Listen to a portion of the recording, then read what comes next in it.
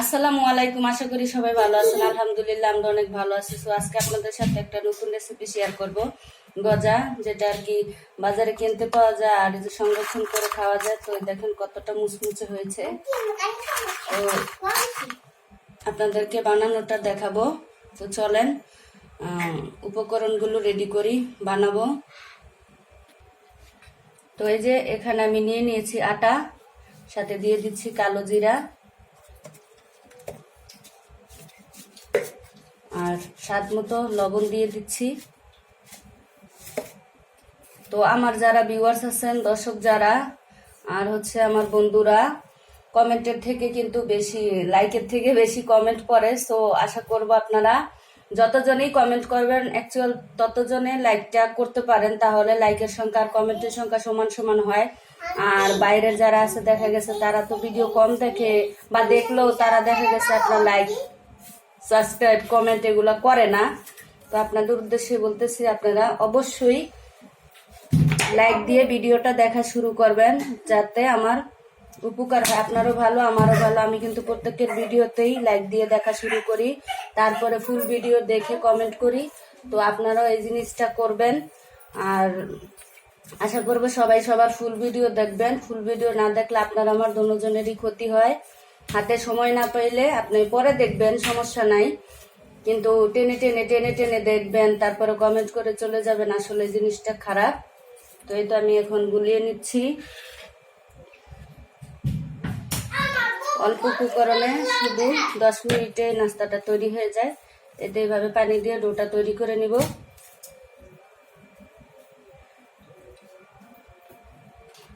তো দেখেন আমার ডোটা তৈরি হয়ে গেছে, এখন আমি বানিয়ে নিব।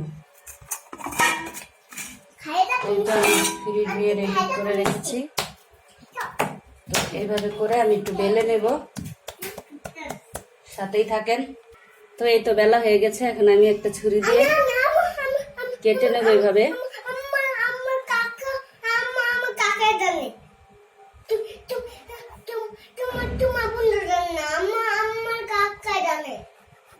দেখেন সাফিনে কত কথা বলতে আছে,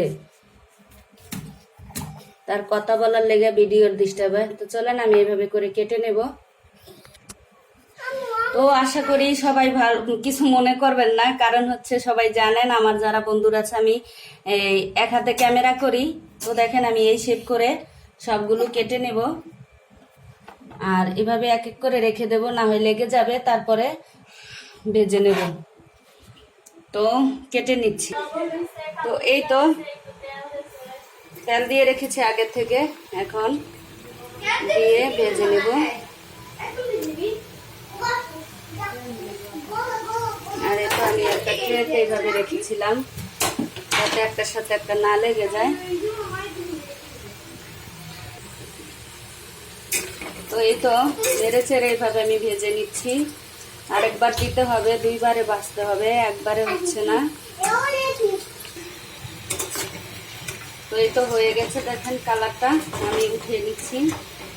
আর পাশেই আমি হচ্ছে একটা কড়াইতে পানি দিয়ে রেখেছি শিরার জন্য, চিনিটা ঢেলে দেব।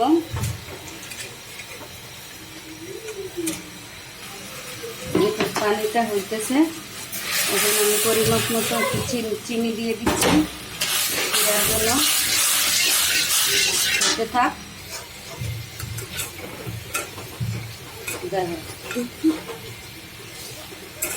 দুইবারে দিলাম। এটা আগে একবার উঠিয়ে নিয়েছিলাম। আর একদম পাশের চুলায় শিরা হইতেছে, প্রায় হয়েই আসছে আমার শিরাটা।